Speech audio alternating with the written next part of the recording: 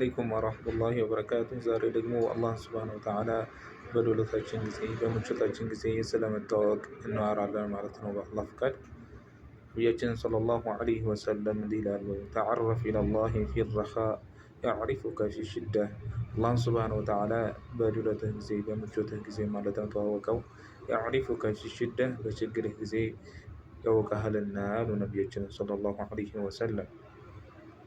እንደዚሁ አላህ ሱብሃነሁ ወተዓላ በቁርአን አንቀጾ ሱረቱ ሶፋት ላይ ማለት ነው ሶፋት ላይ ስለ ነቢዩላህ ዩኑስ ዐለይሂ ሰላም ሲናገር ፈለውላ አነሁ ካነ ሚነል ሙሰቢሒን አላህን ሱብሃነሁ ወተዓላ ከሚያጠሩ ሰዎች አላህን ሱብሃነሁ ወተዓላ ከሚያስታውሱ ሰዎች ባይሆን ኖሮ ለለቢሰ ፊ በጥኒሂ ኢላ የውም ዩብዐሱን አሳ ነባሪው ሆድ ውስጥ ማለት ነው በቆየ ነበረ።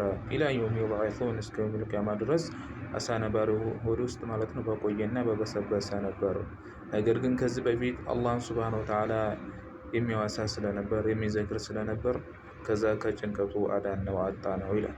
ስለዚህ አላህ ሱብሃነሁ ወተዓላ ከጭንቀታችን ከችግራችን እንደዋጣን ማለት ነው በምቾታችንና በዱለታችን ጊዜ አላህ ሱብሃነሁ ወተዓላ ልንተዋወቀው ይገባል። ወጣትነታችንን አላህ ሱብሃነሁ ወተዓላ በመገዛት ልናሳልፍ ይገባናል። እርጅና ከመምጣቱ በፊት እንደዚሁ ጤነኛ በሆንበት ሰዓት ህመም ከመምጣቱ በፊት አላህ ሱብሃነሁ ወተዓላ መተዋወቅ ይኖርብናል። እንደዚሁ ሀብታም በሆንበት ጊዜ ደግሞ ድህነት ከመምጣቱ በፊት ማለት ነው አላህ ሱብሃነሁ ወተዓላ መተዋወቅ ይገባናል። ምክንያቱም ችግር ላይ ስንወድቅ ወይ ህመም ላይ ስንገባ አላህ ሱብሃነሁ ወተዓላ አይተወንምና ማለት ነው።